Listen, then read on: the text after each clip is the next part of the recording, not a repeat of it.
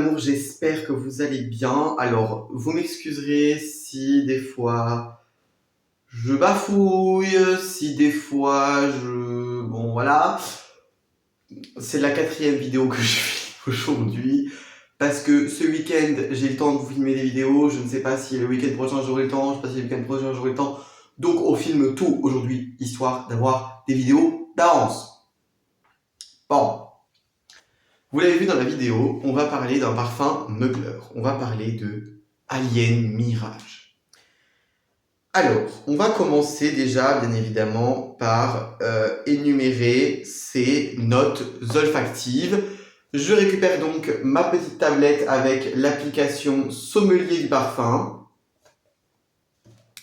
Je ne sais pas si vous la connaissez, mais elle référence quasiment tous les parfums du monde et c'est très très très pratique. Alors, on va mettre déjà à peu près en ordre. Alien Mirage, c'est quoi? C'est qui? Qu'est-ce que c'est? D'où ça sort? Quoi? Alien Mirage, c'est un flankers, donc c'est une autre version du parfum mythique de Mugler, Alien. Alien Mirage, il se reconnaît par son packaging classique, mais pas si classique, cette espèce de rond qu'il a là, en doré autour du logo Alien.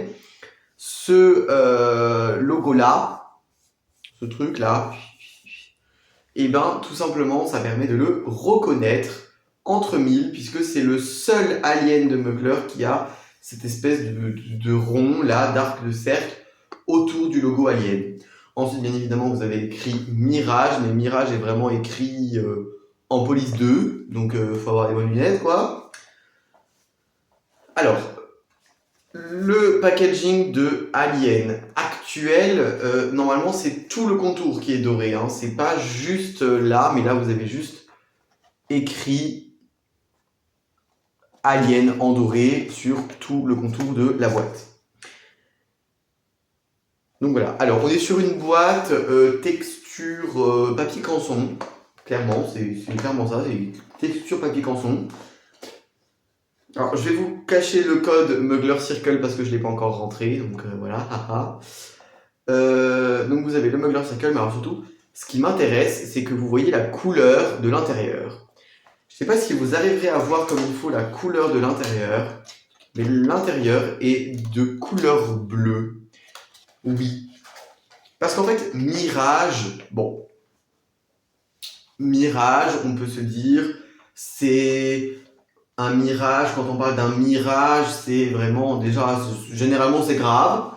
Et puis, mirage, c'est souvent très aquatique. Donc, packaging bleu, vous avez compris dans quoi on va se situer. Et là, vous allez, je pense, rien comprendre parce que vous allez voir un flacon rose.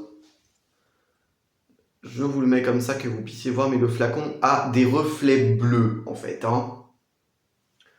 Donc, c'est les nouveaux flacons de Mugler, hein, c'est pas les anciens, ce qu'ils appelaient les anciennes pierres ressourçables. Maintenant, c'est le talisman. Voilà. C'est un talisman qui n'est non ressourçable, puisque ce parfum était une édition limitée. Et quand on va en parler, je pense que vous allez comprendre pourquoi ce parfum-là était une édition limitée et pourquoi ce parfum-là est une énigme dans la famille Mugler, parce que ça n'a pas de sens. Ça n'a aucun sens. Je vous préviens, vous n'êtes pas prêts. Note de tête. Poivre rose, note minérale. Note de cœur, lotus et syringa. Note de fond, ambre blanc et cyprès du Japon. Et ben j'espère qu'avec ça vous êtes avancé, parce que là je pense que vous êtes en train de vous dire et ils ont mis où Alien dans tout ça? Ouais, je peux comprendre. Donc voilà, hein, c'est un 60 ml. D'ailleurs, il a existé que en 60. Donc voilà, c'était une édition limitée. Donc forcément qu'il a existé que en 60, c'est tout à fait normal. Il a été créé par Fanny Ball et Dominique Roupillon. Alors si vous connaissez pas Dominique Roupillon, Je vous fais le petit portrait qui est écrit sur l'application. On nous dit élevé par des parents et grands-parents travaillant chez Roure. Oui. Dominique Ropillon baigne très tôt dans le monde des odeurs. Il étudie dans un premier temps la physique et les mathématiques, mais ses vacances d'été passées chez Roure, où il effectue des pesées, lui permet de rencontrer les grands noms de la parfumerie. Il apprend aux côtés de Jean-Louis Suizac et entre chez IFF en 2001. Dominique Ropillon est aujourd'hui l'un des plus grands maîtres de la parfumerie. Il est à l'origine de nombreux succès parfumés. Jungle Elephant de Kenzo, La vie est belle de Lancôme ou encore Portrait of Lady pour les éditions Frédéric Malle. Son travail d'une extrême précision lui a valu le titre de maître parfumeur en 2018. Alors, pour ceux qui ne voient pas, maître parfumeur, doit y avoir 2-3 parfumeurs qui l'ont dans le monde, ce titre-là. Voilà, c'est quelqu'un qui, tu vois, hein, il a créé La vie est belle de Lancôme, Jungle Elephant, il a fait notamment les aliens de Mugler. Bon, voilà, hein. C'est quelqu'un qui pèse un peu, hein. Et donc, il a sorti ça en collaboration avec une autre parfumeuse, Fanny Ball. Donc, Fanny Ball débute ses études par un IUT de chimie dans sa ville natale, Lyon. Elle poursuit ensuite à l'université de Versailles et à l'ICIPICA, où elle s'initie à l'univers du parfum.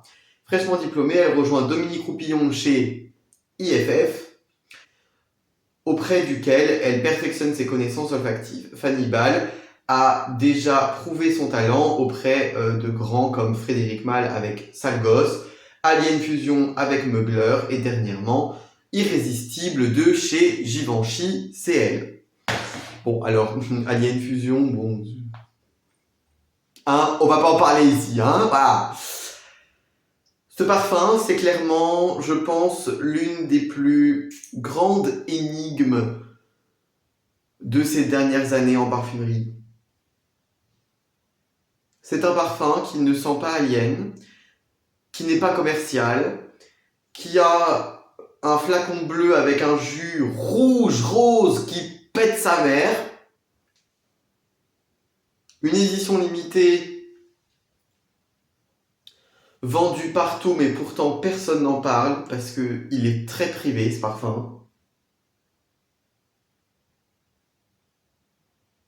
Et surtout, c'est un parfum extrêmement recherché.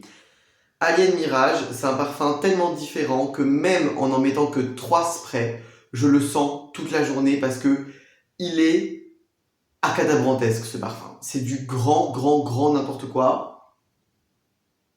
Donc on commence vraiment sur des notes poivrées, épicées, minérales. On rentre vraiment sur quelque chose d'assez aquatique. Puis on continue sur des fleurs très fraîches, très agréables, mais très différentes. C'est-à-dire que le lotus, c'est une fleur qui n'est pas souvent utilisée. Un autre parfum au lotus que je peux vous donner l'exemple, mais qui ne sent pas du tout pareil que celui-là, c'est Soleil d'or de Rituals, qui utilise du lotus. Et un jardin sur le Nil de Hermès. Donc comme vous voyez, c'est une fleur assez privée quand même. Hein. C'est une fleur qui a une odeur très aquatique, encore une fois. Et le syringa, c'est pareil, c'est une fleur blanche qui a une odeur de propre assez aquatique. C'est très sympa. Et on termine par du cyprès du Japon et de l'ambre quand même, histoire de dire que ils ont fait un petit rappel à Alien, ils nous ont mis de l'ambre dedans. Wouh. Trop bien. Alors bon oui, je l'ai quasiment pas utilisé, je l'ai reçu il y a à peu près une semaine de mon ami. L'a trouvé en Espagne, mais ça j'y reviendrai après. Sur aujourd'hui comment on trouve ce parfum, etc. etc. C'est un parfum qui, je pense, n'avait strictement rien à faire chez Mugler. Ou en tout cas, pas dans la collection classique. Ce truc-là, c'est une aberration. c'est du génie. C'est du génie de la parfumerie. Le fait qu'ils aient réussi à symboliser dans un seul parfum des notes extrêmement fortes de poivre, des notes minérales qui donnent un ensemble assez puissant, très fort, mélangé à des fleurs qui ont une odeur extrêmement aquatique, de fleurs blanches toutes propres, mais surtout d'avoir pensé à utiliser des fleurs comme cela. Le lotus et le syringa, c'est des fleurs qui sont tellement compliquées à mettre en œuvre qu'elles sont rarement utilisées en parfumerie parce que c'est des fleurs auxquelles déjà la plupart des parfumeurs ne pensent pas. C'est con, mais il faut y penser en fait. Il faut juste y penser. Ce parfum, c'est juste un coup de folie de Mugler. Genre, c'est l'un des nombreux coups de folie de la marque. Ils ont sorti ça en 2020. Ils en ont parlé à personne. Forcément, c'était le confinement, donc il n'y a pas eu de lancement, grande pompe, de trucs comme ça. Ils en ont parlé à personne. Il est arrivé en parfumerie, tout le monde l'a acheté, il est reparti de la parfumerie, personne n'a vu. Alien Mirage. C'est un parfum que, avant de parcourir toutes les pages de sommelier du parfum, je ne connaissais pas. Et quand j'ai vu les notes de ce parfum, je me suis dit, mais qu'est-ce que c'est que ce truc? Alors qu'est-ce que ça fait là? Sérieusement? C'est des notes, généralement, ce genre de fleurs, ce genre de notes aquatiques, cyprès du Japon, etc. Ce genre de notes-là, c'est des parfums qu'on retrouve dans des parfums de niche, parce que c'est très très très compliqué à mettre en œuvre, et surtout, on ne peut pas extraire en grande quantité de l'extrait de lotus, ni de syringa. Ce genre de molécule-là est très compliqué à refaire en matière synthétique, donc généralement en plus c'est des matières naturelles. On a une harmonie qui se construit autour de ce parfum qui est exceptionnelle. On est sur un parfum qui, une fois que les notes de poivre sont parties, on est sur un parfum tout rond, tout mignon, vraiment aquatique. Si on se plonge à l'intérieur, on pourrait se croire au bord de la mer. C'est exceptionnel comme fragrance. Et alors surtout, on va parler de la tenue de ce produit. C'est une eau de toilette. J'ai 2 eaux de toilette Mugler en Alien. J'ai Alien Flora Futura et Alien eau je sais pas quoi. Alien Senescence, je crois il s'appelle. Non. Oh attendez, comment il s'appelle?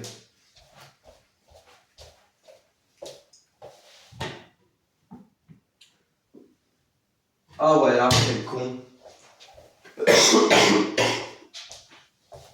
Ça s'appelle Alien Aquachic. Bon bref.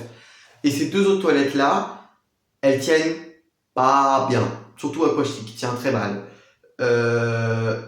L'autre ça va, mais c'est pas exceptionnel. Celui-là, mais il tient du plancher et il ne veut pas partir, hein. Bon, j'en mets un peu plus qu'avec une autre parfum, c'est vrai, mais déjà de toute façon je vais quasiment pas l'utiliser, hein. C'est de la plus que collection ce truc-là. Puis se dire que sûrement ça n'existera plus jamais chez Mugler. Parce qu'en fait, 2020, c'est finalisation du rachat de Mugler par L'Oréal. Voilà. Et toutes les folies de Mugler, elles sont quand même sorties sous une ère que malheureusement on ne connaîtra plus, l'ère Clarins. Et je me dis, ce truc-là, il est probable que ce soit né sous Clarins et pas chez L'Oréal. L'Oréal, ils auraient jamais fait des trucs comme ça. C'est une dinguerie ce truc-là. En plus, le cyprès du Japon vient vraiment terminer ce bouquet aquatique de la meilleure des manières. C'est un réel floral aquatique. Et c'est tellement rare en parfumerie que on s'est jamais dit que une marque comme Mugler allait sortir un parfum avec un jus rouge dans un packaging bleu qui sent floral aquatique. On avait tout prévu sauf ça. Ah vraiment, Mugler a surpris tout le monde quand ils sont arrivés avec ça et je pense que c'est un parfum que malheureusement, ce genre de truc on ne connaîtra plus jamais. J'espère pouvoir vous prouver que non. J'espère pouvoir vous prouver que j'ai tort. J'aimerais tellement avoir tort. Mais je me dis, les marques, elles osent plus faire ce genre de dinguerie. Parce que c'est exceptionnel que ce parfum ait pris. C'est-à-dire que ce parfum, il est apprécié de beaucoup de gens qui aiment Alien. Alors que pourtant, généralement, les puristes de Alien, ils critiquent ce genre de flankers parce que ça ne reprend pas assez la vision Alien. Mais en fait, je pense que j'ai compris pourquoi ils l'ont mis là-dedans. Ils l'ont mis dans cette gamme parce que justement, c'est un Alien de la parfumerie. C'est un truc, mais qui n'a absolument aucun équivalent. C'est-à-dire que vous allez chez une marque, chez une maison de parfumerie privée, que vous allez en parfumerie classique, ce truc-là n'a aucun équivalent. Aucun truc qui lui ressemble de près ou de loin. Il n'y a aucun parfum en parfumerie que j'ai senti de ma vie où je me suis dit « Oh tiens, ça ressemble à Alien Mirage !» Non. Ah non, parce que Alien Mirage, c'est Alien Mirage. Et il n'y en aura plus jamais d'autres. Ils en ont sorti une version pour hommes qui est encore plus rare que celle-ci. Celle-ci, à un moment, on l'a trouvée assez facilement sur Vinted pour une soixantaine d'euros. Bon, aujourd'hui, elle se négocie entre 80 et 120 euros. Pas tout à fait le même prix, hein. Bon, voilà. Et moi, j'ai eu énormément de chance. Ma meilleure amie, l'une de mes meilleures amies, Maë, part tous les ans en Espagne, dans son village, dans sa petite ville natale qui s'appelle Ferrol. Et à Ferrol, elle m'a envoyé la photo d'une parfumerie. Et dans laquelle on n'était pas allé, parce que sinon il y avait tous les parfums Mugler que je voulais et j'aurais dévalisé la boutique. Bref, un détail. Et elle m'envoie une photo et elle fait tiens, ça c'est ton coin, tu vois, avec les corners Mugler. Moi je réponds ah oui, trop mon coin et tout, qu'est-ce que je rêverais d'être là-bas. Et après je regarde la photo et je fais mais attends, je le connais celui-là.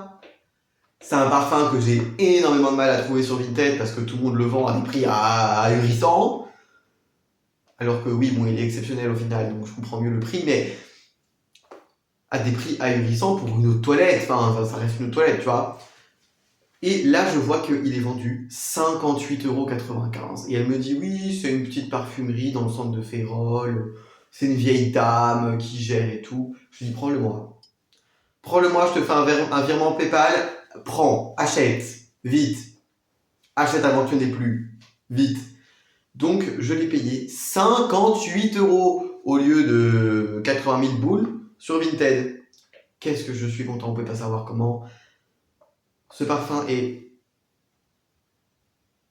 d'une rareté exceptionnelle et je pense que malgré la bizarrerie Mugler, ça, on n'y aura plus jamais droit. Et ouais. On va finir sur cette note peut-être un petit peu déstabilisante. Alien Mirage, ce parfum que personne ne comprendra jamais. Je pense que ce sera le titre de cette vidéo, Alien Mirage, le parfum que personne ne comprendra jamais, parce que ce parfum-là, il est incompréhensible et on comprendra jamais pourquoi il est sorti chez Mugler, et encore moins en collection principale, et encore moins pourquoi il s'appelle Alien. Pas compris. Mais c'est ce qui fait la beauté de l'objet. Et waouh! Waouh! Bravo Mugler! Et on va finir là-dessus. Moi, je vous dis à très très bientôt pour de nouvelles revues parfums. On se retrouvera bientôt pour une revue parfum sur Libre de Yves Saint Laurent, mais sous une vision masculine de ce parfum-là. Moi, je vous dis à très bientôt pour la vidéo. Ciao, ciao!